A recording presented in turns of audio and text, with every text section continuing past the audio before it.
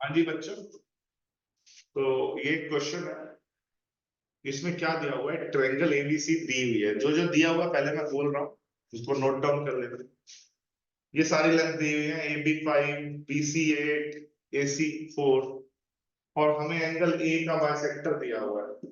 ये जो एडी है ना, एंगल ए का बाइसेक्टर मींस ये angle 1 is equal to angle 2 है, ये दिया हुआ है।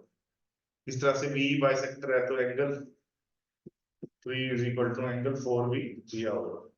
इस तरह से सी का बाइसेक्टर है तो बताओ angle 5 is equal to angle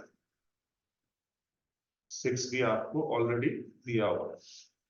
और ये तीनों बाइसेक्टर अपोजिट साइड पे जाके मीट कर रहे हैं। एडी बाइसेक्टर हो गया बीसी पे मीट कर रहा है ना, और बी बाइसेक्टर हो गया जो सीए पे मीट कर रहा है, और सीएफ बाइसेक्टर हो गया जो एबी पे मीट कर रहा है।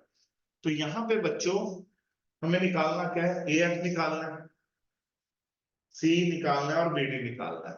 तो यहाँ पे हम यूज करेंगे इंटरनल बाइसेक्टर थ्योरम।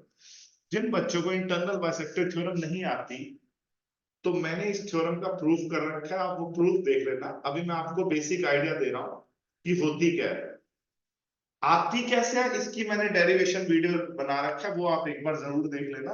तो होती क्या है इंटरनल बाइसेक्टर थ्योरम, इसका मैं बेसिक थोड़ा सा बताता हूँ। कि मान लीजिए एक ट्रायंगल पी क्यू आ रहा है, तो अगर आपने पी का बाइसेक्टर खींचा तो कहीं ना कहीं क्यू आर को टी पे मिला। तो इंटरनल बाइसेक्टर थ्योरम की वजह से जो क्यू आर के दो पार्ट्स बने, क्यू टी और टी आर, तो ये जो रेशियो होगा क्यू टी और टी आर का, वो पी क्यू और पी आर के रेशियो के इक्वल होगा। ये हमारी कौन सी थ्योरम होती है? Internal bisector theorem. तो इसी बात को मैं मद्देनजर रखते हुए इस क्वेश्चन को कराता हूं। अगर एडी बाइसेक्टर है तो बताओ बीडी और डीसी दो सेगमेंट बन गए। एडी बाइसेक्टर किसका है? एंगल ए का।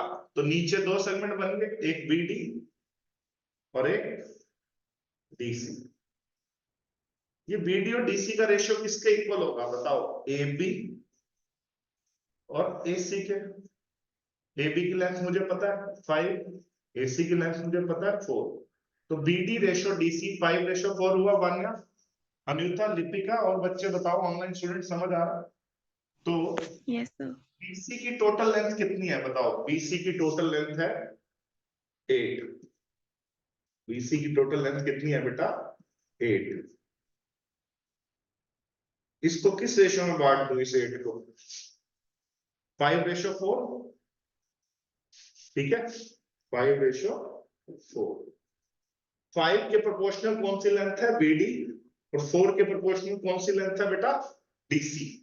तो मुझे क्वेश्चन के अंदर बीडी निकालना है, सिर्फ मुझे क्वेश्चन के अंदर क्या निकालना है? बीडी निकालना है। तो कैसे निकालोगे बेटा बीडी?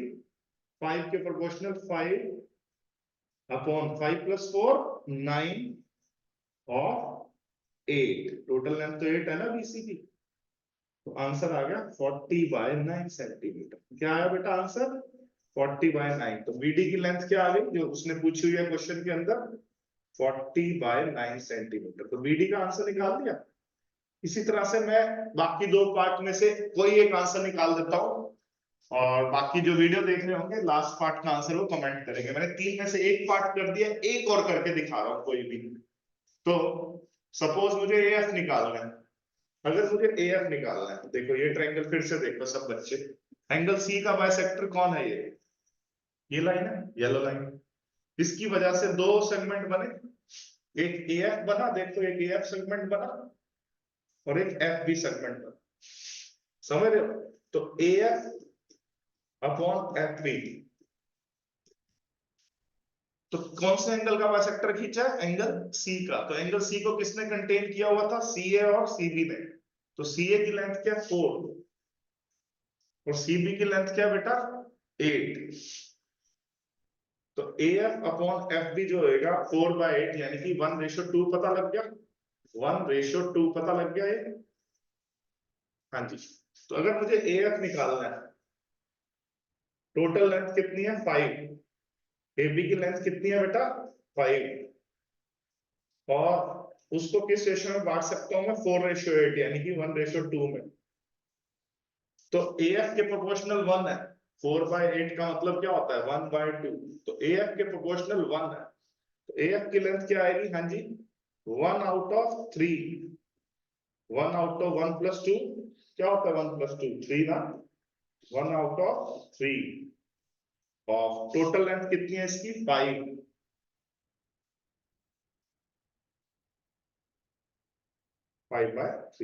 अब रह गया CE की लेंथ। तो प्यारे बच्चों क्या आप CE की लेंथ निकाल लेंगे अब खुद से? ये मैं YouTube के कमेंट के लिए छोड़ दूं, ये आंसर आप सबके लिए 2 पार्ट करा दिए। तो हिंट क्या, अब हिंट यही है कि एंगल बी का बाइसेक्टर खींचा, तो एंगल बी को किसने कंटेन किया हुआ है, BC और BA ने। BC और BA का रेशियो क्या है 8:5, तो CE और EA का रेशियो भी क्या होगा 8:5। तो ये मैंने आपको एक क्वेश्चन आपके लिए छोड़ा, दिमाग लगाना, ठीक है।